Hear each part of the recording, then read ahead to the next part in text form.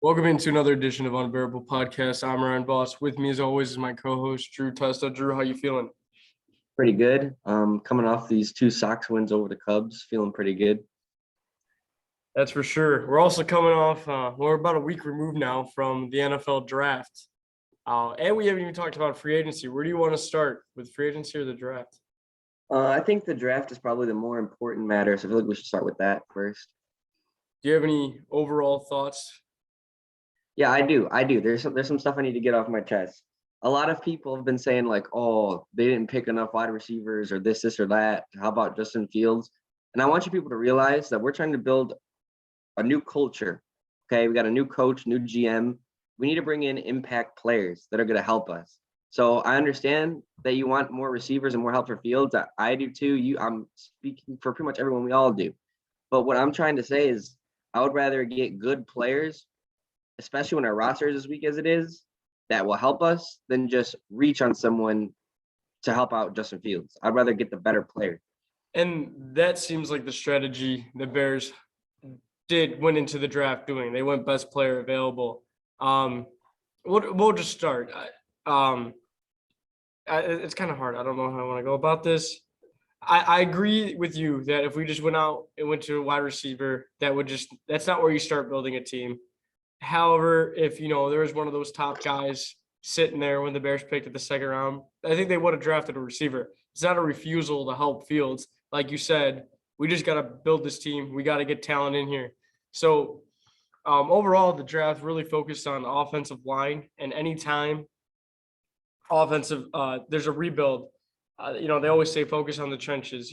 Championship teams are built in the trenches. So if we were to go out and draft a receiver really high unnecessarily or pay for one, that would just be irresponsible. First, we have to address the trenches, which they did in the offensive line in the draft. I'll get more to that in a little bit, but also the defensive line in free agency. And I know right now, the last time we recorded, I don't think we ever talked about the guy from the Bengals that was coming over. What's his name already? I forget. Not Larry Ogunjobi. It's something crazy like that. Like it's got a bunch of letters at the end. Like it's like Ajaluji or something like that. It's something weird.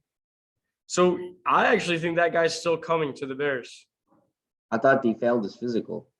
He posted pictures on Instagram working out at the Bears facility. Oh. And I don't know why. I guess if they wanted to, they could still take him anyway. Yeah, it is Larry Ogunjobi. So he might still be coming. They signed a couple defensive players, some of that Eberflus is familiar with. And then they addressed O-line in the draft. And they took 4 offensive linemen in day 2. And I am actually super glad that that's what they did. They didn't take an offensive lineman in the second or third round. I know some people wanted them to do that also. But offensive line is an area of strength for both Ryan Poles and Ian Cunningham. I think they have expertise. They know what they want to find in guys, and they'll know how to get good value out of those guys in later rounds because that's their specialty. That's their bread and butter. So the fact that they waited to address offensive line and then took a bunch of swings at it in the draft, I think that was actually a really good strategy. You don't need to go out and take the most obvious guy to everyone else because you got that's those set of eyes that might not see. You're like, hey, I think this guy's going to fit great for our scheme, great for our system. He's, lacking this, but I think with the coaching, we can get in there. They are able to see those guys more than anyone else because they're such offensive line guys. Yeah, and everyone always talks about how the draft, they always compare it to like playing darts. You're throwing darts at a dartboard. So offensive line was clearly a big need for us, and we threw a lot of darts at the offensive line dartboard per se. So you would just have to think out of pure chance, at least 1 or 2 of them will end up being at least starting caliber guys. Have to. And that being said, too, we still have Tevin Jenkins and Larry Borum. I think some people have already written those guys off, but they're basically still rookies. I mean, they played 1 year in the NFL. Let's see what they could do in year 2. We got a young offensive line. It's not proven. The best player on there is Cody Whitehair. After that's the new center from Green Bay, Lucas something. I see these guys we signed aren't even. They're not relevant. I forgot their names. Yeah, they're not. They're really not like anything special. Yeah. Lucas Patrick. So those are the 2 most experienced guys on the offensive line. Everyone else is going to be trying to come in there and fight for a roster spot. I had a couple observations of the draft overall, as a whole. I love that Poles, Eberflus, and Cunningham are all sitting right next to each other. Every time they showed a celebration in the draft room, those three were sitting right next to each other and celebrating. So I like that it's kind of like a team effort. They're working in collaboration. I like that he turned 6 picks into 11 picks by trading down. I think a lot of people thought the Bears would trade down in the first 2 or 3 rounds after day 2. They didn't make any trade downs. They just sticked and picked. But then Poles was able to make up for that in day 3. Do you have any thoughts on the trading down? I mean, I personally don't like trading down earlier in the draft, but once you get as late as they were when they were trading down, like what are the odds of anyone hitting at that point? So I like the strategy of just getting as many picks as possible because the hit rate at that point is so low anyway. You might as well just get more chances to potentially get someone good. So I think that's a really great point you brought up. The 11 players drafted was the most the Bears have drafted since 2008 when they drafted 12. One other thing that I had, is players being old. A lot of these guys are 24. Bayless Jones is kind of infamously going to turn 25 next week. Do you have any thoughts about their age? I mean, I don't really think it matters that much, to be honest. Like if they're good players, then who cares like what age they are? But rookie contracts are 5 years, so Or if you're 4, well, with the 5th year option too. only with 5. first round picks have that. Oh, okay. I actually didn't know that. Okay, then I mean 4 years. So what? He's 25. He'll be 29. He's still not even 30 by the time his contract expires, and then Yeah. figure it out then. I don't think you should not draft someone because of their age. Like, A popular take going around is if we get to the point where we're talking about a second contract for Bayless Jones, then it all went right and we don't regret the pick, because if he's actually plays out 4 years here in Chicago and we want to re-sign him, then obviously he's a good player. Obviously the pick worked out. We will have takes on these players as we go on. I'm just kind of talking as a whole right now. So in the draft, I believe they fixed the secondary. I mean, the secondary was a terrible unit last year. There was big holes.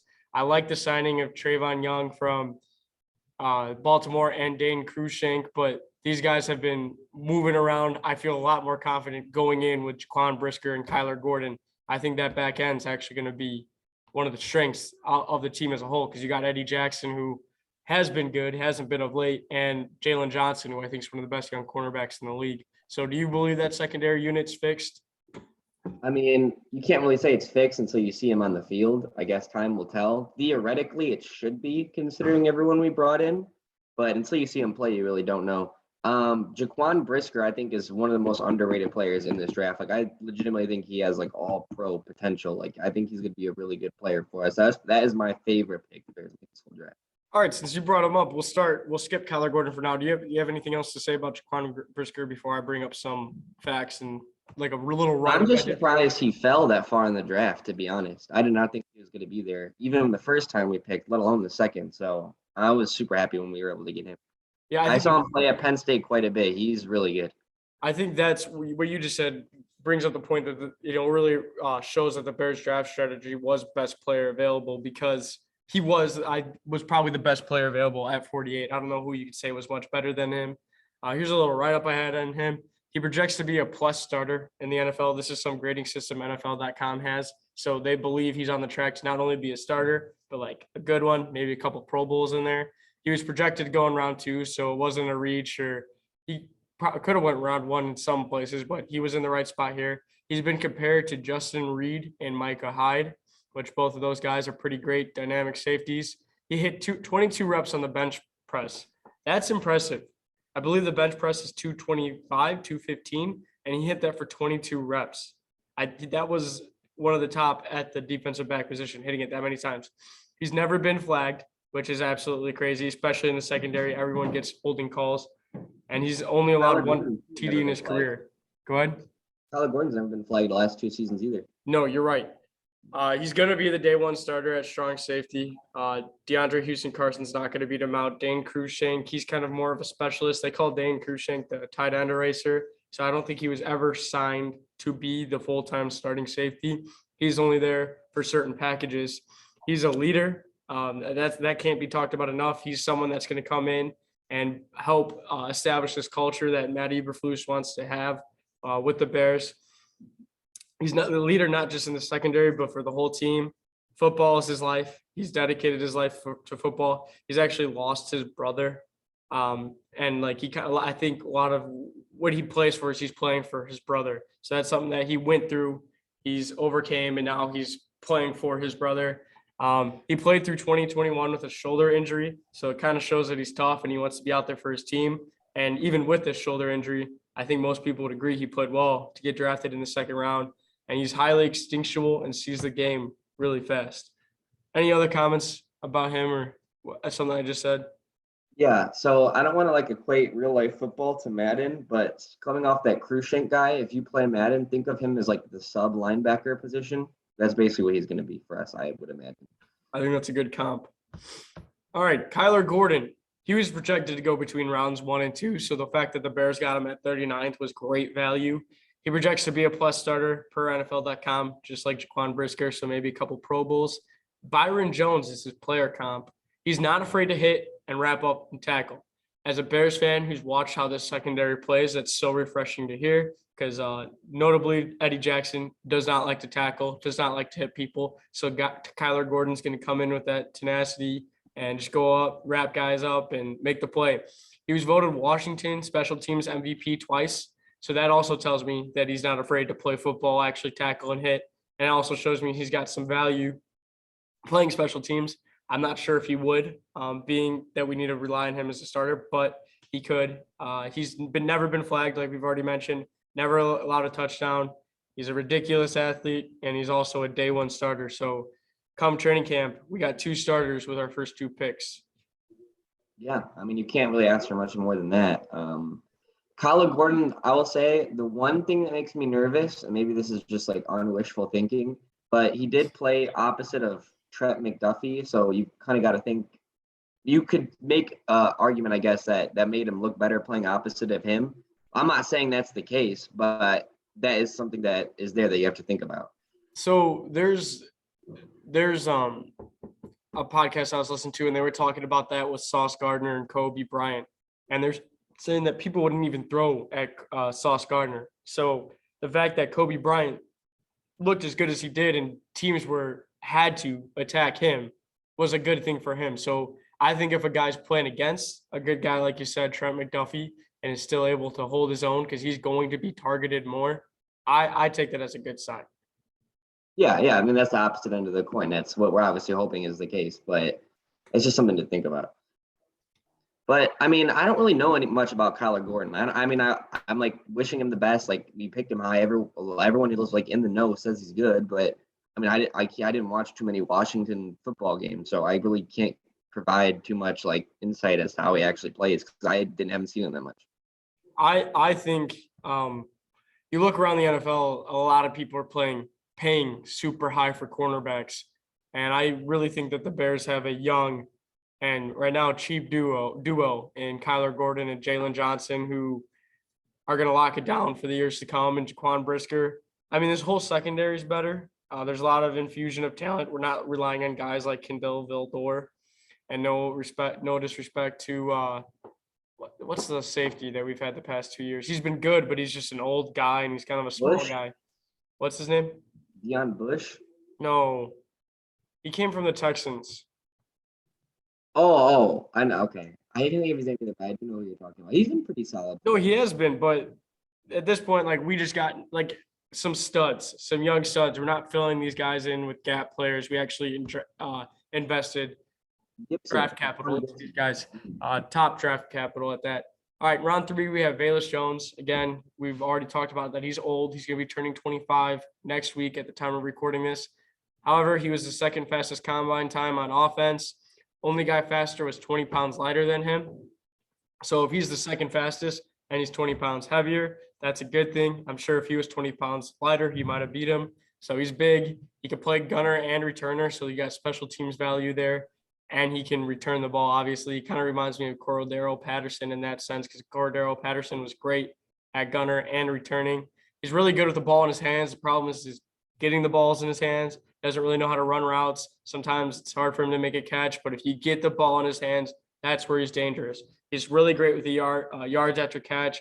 Bears averaged the least yards after catch per catch last season. Velus will help solve that problem. He's a special teams ace, an offensive weapon. So he's going to be used. They're going to draw things up for him specifically to be used just to get the ball in his hand. He's not really you don't have to expect him as a traditional wide receiver playing every down. He's just going to come in. He's going to command the attention of the defense because of his size and his speed and how dangerous he could be with the ball in his hand. So he's just a weapon in this offense.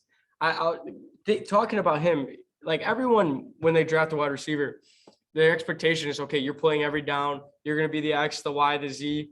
Why is it so bad that some guy can't just come in and be a weapon?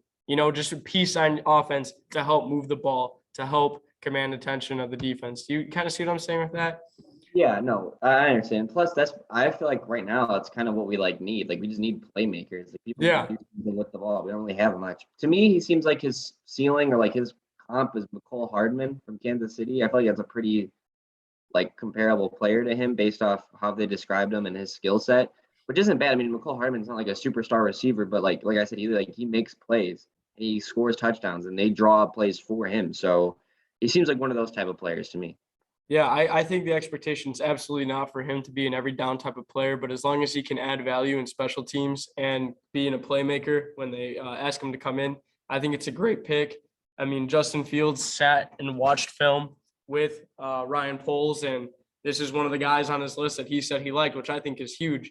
Aaron Rodgers has been asking for that for years in Green Bay, and Aaron Rodgers has a pedigree of Super Bowl champion, MVP, and Green Bay's front office wouldn't listen to him. But here's rookie GM Ryan Poles and second-year quarterback Justin Fields, and the GM values that input, and the GM wants to do what he can to make life easiest for Justin Fields. So that meant a lot to me, and I thought that was really cool.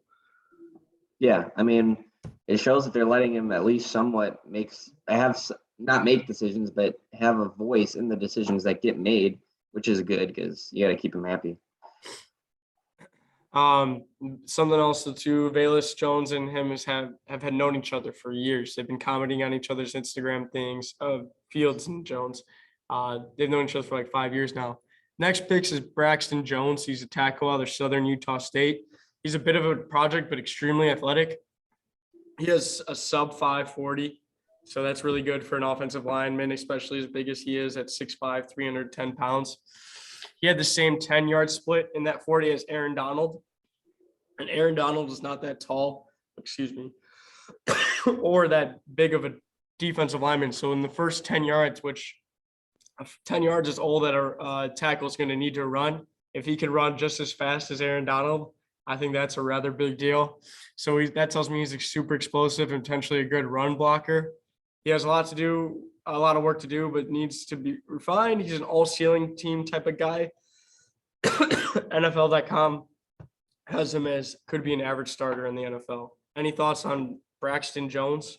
No, but I don't know who that is. And Southern Utah State sounds like a meme college that someone would like make up in a comedy video. That doesn't sound like that's real. People are saying that was great value for him. He could end up being like a steal of the draft because of his athleticism. He just needs to work, and hopefully Bears coaches can develop him. Here's one player that I'm super, super excited to watch and see how his career works out. And that's Dominique Robinson, edge from Miami of Ohio. He's a former wide receiver. Excuse me. I don't know why this coughing fit is overcame me. He's 6'5", similar prospect grade as Kyler Gordon, Jaquan Brisker as a plus starter. Hold on. You take over and talk. Okay. I don't know much about this dude either. I think it's good though that he was a former receiver. That means he's got good hands, like not to like catch, but like swim move and like to get around blockers and maybe be able to bat down some passes when they're thrown at the line of scrimmage because he has better ball skills than most defensive ends would have. But like when we're getting to like the 5th round now, like honestly, like if you're not like a draft expert or like someone who like studies this, like a Mel Kiper type of dude, like how do you like even know like if these guys are good or not? Like you have to be like a pretty much an NFL GM to like know anything about these guys once they start getting picked in like the 5th round. So even the 4th round most of the time, like that last guy, I've never even heard that guy before we picked him. I don't think anyone really has. So you at this point you just pray that these guys end up being good, but more times than not they end up not really being much, and that's okay. Like it's late picks, but The late rounds are where you like remember the hits more than the misses. So if you could just get like one or two, then it's pretty good.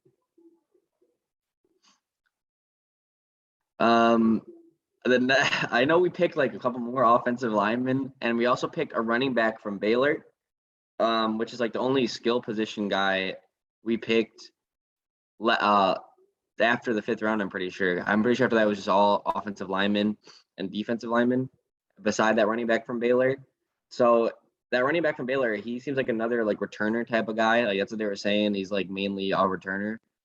So the one thing I really don't get is why we picked 2 returners, because that's what they said that Velas Jones was a returner too.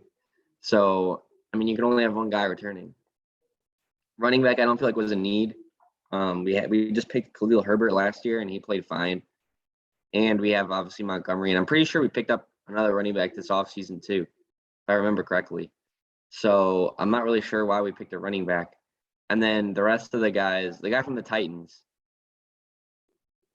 yeah, Evans. That guy is like he's nothing pretty much, but it's okay. He's depth. Beside that, I mean, we could sit here and talk about like these late round linemen if you want, but like I have literally no input on them because I don't know who they are. No disrespect to those guys, but like I said, if you're not like if you don't like do the draft for a job, like how are you gonna know about a 7th round lineman? Like no one knows who these people are. Sorry, problem with me recording this at school is that the afternoon announcements came on. Got a big boy job. So you said that these late round guys, like who even knows at this point? Like it's a 5th round pick. He might not even pan out. I will say this about Dominique Robinson is that he was graded as a 3rd round pick, and a lot of places are coming out saying that Bears got incredible value for him.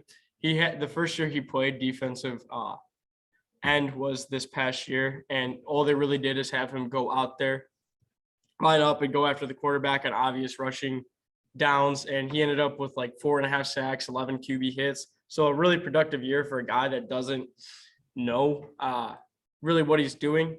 His NFL comp is Whitney Merciless. He showed up at the Senior Bowl. That really helped his stock go up. He was able to prove himself against other top talent that was obviously drafted, invited to the combine. He was able to hold his own and not look out of place, not look like a former wide receiver turned defensive end.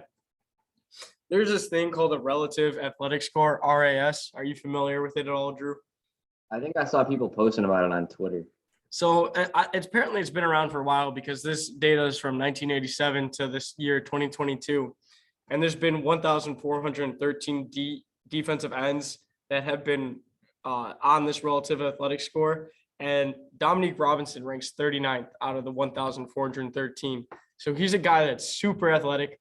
I kind of think of him as Leonard Floyd. He's kind of like long and like kind of rangy. Like if he's a wide receiver, like he's not going to be super jacked. But we'll see. I'm excited about him. You were started talking about the guy from Baylor, Travis Ebner. I'm excited about him. Running backs,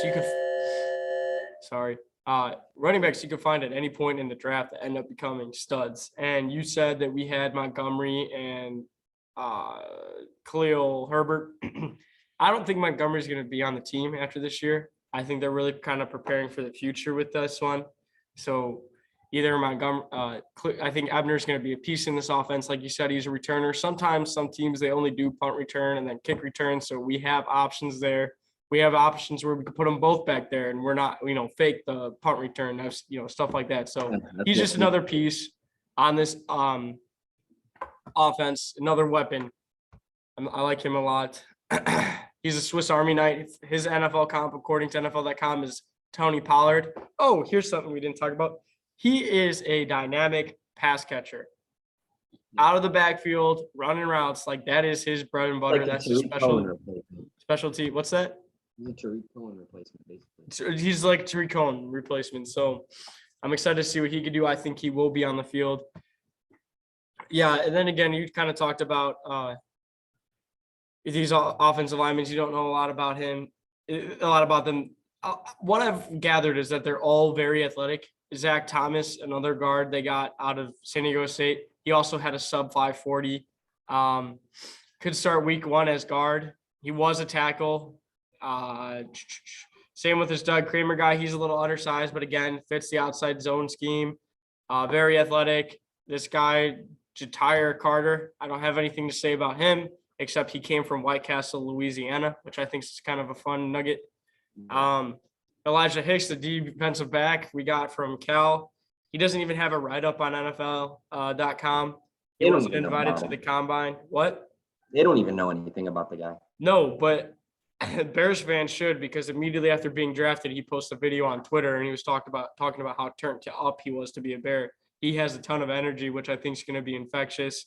He had 3 picks and four forced fumbles in 2021. So he knows how to turn the ball over, which this Bears defense, really any defense, needs takeaways. And then the last pick of the 7th round was a punter. He's huge. He's 6'4", 215. That's really big for a punter. He was a walk-on guy where he went to NC State. He doesn't have a great write-up on NFL.com, but hopefully he could be the punter of the future. Yeah. So. Congratulations for that guy for his dream coming true. All right. Any final thoughts on just the offseason as a whole or this draft specifically? Not this offseason, but I will say, and this is, maybe this is not the time, but if with all the cap space cleared up and getting rid of all these players, if we don't sign a couple big free agents next year, I'm not gonna be happy. No, absolutely. I think that is the plan. I think this year is kind of a reset. Try to correct some of Ryan Pace's mistakes. Get some guys in there. Give yourself the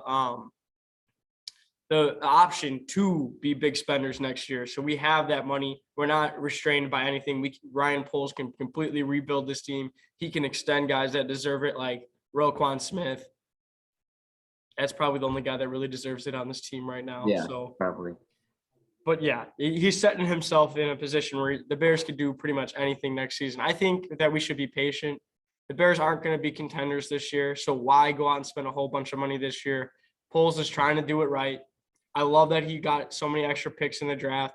I think that's a smart strategy. He basically drafted a whole offensive line, backup offensive line, and they're going to be cheap because they're all late-round picks. So that's a great way to construct the team too, because he's not spending a lot on aging veterans to just come in and be on this offensive line. So I what he's done so far, I really like his ideas about building this team and the way that he's going about it. Bears fans just need to be patient.